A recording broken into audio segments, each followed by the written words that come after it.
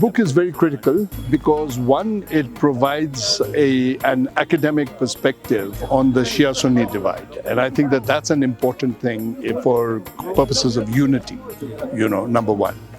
Number two is, I think it's important because it is a fault line that we have over here. And three, if we want to understand Kashmir's modern history, it's very important that this middle ground be explored.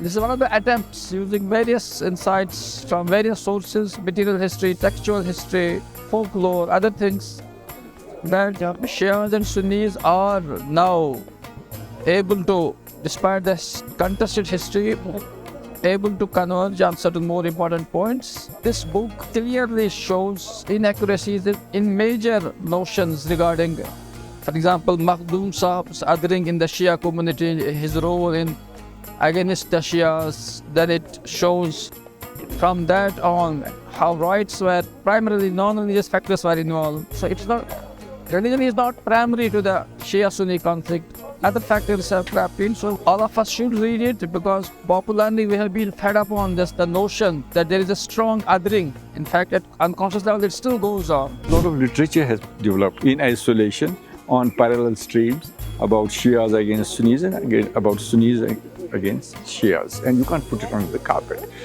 The attempt, and a successful attempt which has been made in this book, is to interrogate the relationship, interrogate the literature which is available about these two, also about the conflicts and contradictions, and bring out the reality, the factuality of what has been said or written, so that you come to a conclusion, and that conclusion is that most of the things which have happened in the past have not really been religious. History writing is basically a dialogue between present and the past. So that spirit of dialogue has been maintained in the book, and what has been concluded in the book is that whatever has been given a religious idiom now has really not been a foundational idiom of the conflict. It has been political, and once you say that, that means the differences are in a way really not unsurmountable. So that is the message, and that is the book. The issue is that at the least it opens a field of study for future research, and that is what we always look for. I mean, as an academician, what is your interest? Your interest is that the field is there which you feel is neglected, and we should research about it. So that's all. I mean, I would be happy if someone would follow it up with the work, maybe even disagree with some of the premises that are made in my book.